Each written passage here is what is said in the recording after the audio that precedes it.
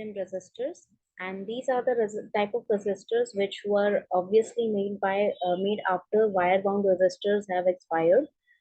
We have known in the previous section that wire wound resistors are the oldest resistors that are still used, but there were some advantages जहां पर wire wound resistor का use नहीं किया जा सकता था, इसी वजह से thin film resistor का यहाँ पर डिस्कवरी हुआ।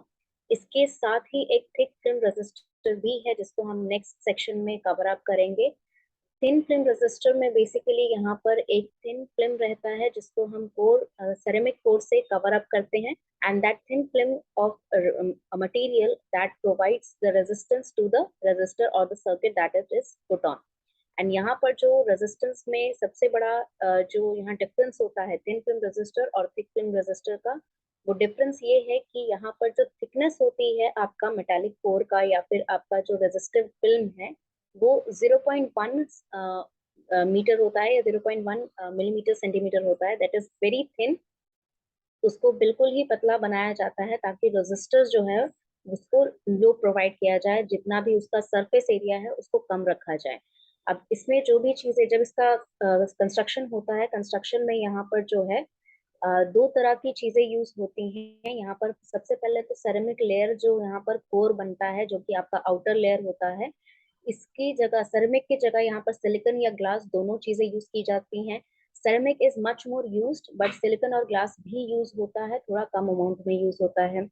जो यहाँ पर मेटालिक अलॉय यूज होता है, जो रेजिस्टिव फिल्म होता है उसमें मेटालिक अलॉयज यूज किए जाते हैं, डेंसर मेटालिक अलॉय यूज किए जाते हैं, जहां पर आपका जो उसके इलेक्ट्रॉन्स हैं या उसके जो एटम्स हैं वो डेंस रहें, उनका जो कंस्ट्रक्शन है वो फ्री फ्लो प्रोवाइड ना कर सके।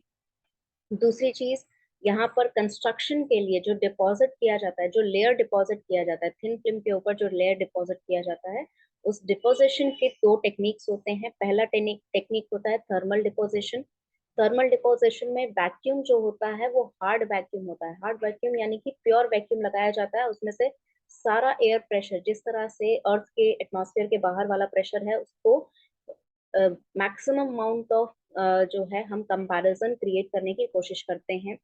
दूसरा होता है फिजिकल वेपर डिपोजिशन। इसमें यहाँ पर आप सॉफ्ट वैक्यूम का यूज करते हैं। सॉफ्ट वैक्यूम यानी कि यहाँ पर आर्गन गैस का यूज करके प्रेशर को इंक्रीज किया जाता है। जो प्रॉपर्टीज है यहाँ थिन फिल्म रेजिस्टर की, प्रॉपर्टीज ये हैं कि यहाँ पर थिन फिल्म रेजिस्टर जो होता है उसका रेजिस्टेंस भले लो होता है, but comparative to carbon composition resistor वो ज्यादा है। यहाँ पर आपका जो थिक फिल्म रेजिस्टर होता है उससे थोड़ा कम होता है थिन फिल्म रेजिस्टर का, but comparative to carbon composition it is as it is necessary. Wider range of voltage यहाँ पर यूज कर सकते हैं। जो वोल्टेज का रेंज है वो काफी ज्यादा बड़ा रहता है कंपैरेटिव टू कार्बन कंपोजिशन। दूसरा, आपका करंट यहाँ पर नॉइज जो क्रिएट करता है, यानी कि थर्मल नॉइज जो करंट की वजह से क्रिएट होता है या साउंड नॉइज जो क्रिएट होता है, वो बहुत ही ज्यादा कम होता है comparative to the carbon composition resistor और वायर बाउंड रेजिस्टर। इसके अलावा यहाँ पर इसका जो यूज है, यानी कि थिन फिल्म रेजिस्टर जहाँ पर यूज होता है, आज तक थिन फिल्म रेजिस्टर जो है हाईएस्ट प्रिसिशन की जगह पर यूज किया जाता है। यानी कि कोई भी ऐसा डिवाइस जो हम कंस्ट्रक्ट करने की कोशिश कर रहे हैं या बहुत बड़ा सर्किट हम कंस्ट्रक्ट कर रहे हैं जहाँ पर प्रिसिशन की बहुत जरूरत है, यानी कि एग्जैक्ट अमाउंट जो है आपको एक अमाउंट नीचे एक अमाउंट आगे नहीं करना है, कम क्योंकि यहाँ पर लोअर रेजिस्टेंस की हमने बात की थी, तो लोअर रेजिस्टेंस का मतलब ये है कि इसका टॉलरेंस पावर बहुत कम होता है, यानी कि इसका जो वैल्यू है वो वेराई बहुत कम करेगा comparative to any resistor that was created till then. उस समय तक का जितना भी रेजिस्टर था उसके जितने वैल्यूज, जैसे कार्बन कंपोजिशन के जो वैल्यूज होते हैं कई बार 15% प्लस माइनस हो जाता है, 25% प्लस माइनस होता है, तो वो लार्ज वेरिएशन है कंपैरेटिव टू द नंबर जिसके ऊपर कंस्ट्रक्शन किया गया है। बट थिन फिल्म रेजिस्टर में टॉलरेंस वैल्यू बहुत कम होती है। जैसा आप कंस्ट्रक्शन में इमेज देख पा रहे हैं, यहाँ पर लिड वायर का यूज किया गया है, तो लिड वायर की जगह आप यहाँ पर क्रोमियम या फिर निकल का यूज कर सकते हैं वायर में। जो कैप यहाँ यूज की गई है, कैप दोनों तरफ से लगाई जाती है and it is just use for the protection of the wire. जब इसको सर्किट में, क्योंकि ये टू टर्मिनल डिवाइस है तो ये टर्मिनल्स क्रिएट करने में हेल्प करता है।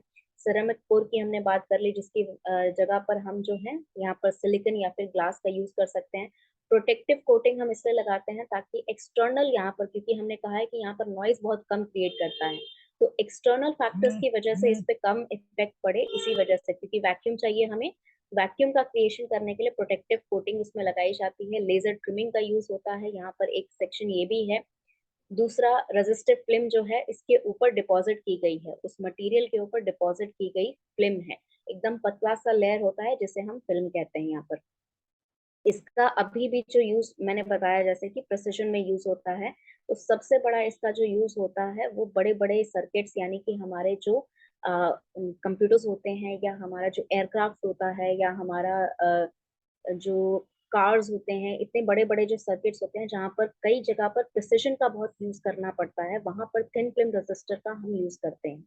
थिन फिल्म रेजिस्टर हमारा सबसे ज्यादा यूजफुल रहता है क्योंकि इसका रेजिस्टर वैल्यू बहुत ही टॉलरेंस कम प्रोवाइड करता है, नॉइज बहुत कम प्रोवाइड करता है, और wide variety of voltage range जो है, जिस वोल्टेज पे ये वर्क कर सकता है उसका वेराइटी बहुत ही लंबा है, इसी वजह से इसको प्रिसिजन के लिए बड़े बड़े सर्किट्स में यूज किया जाता है। So I hope you are able to understand, and next session में हम जो है थिक फिल्म रजिस्टर का कॉन्सेप्ट समझेंगे।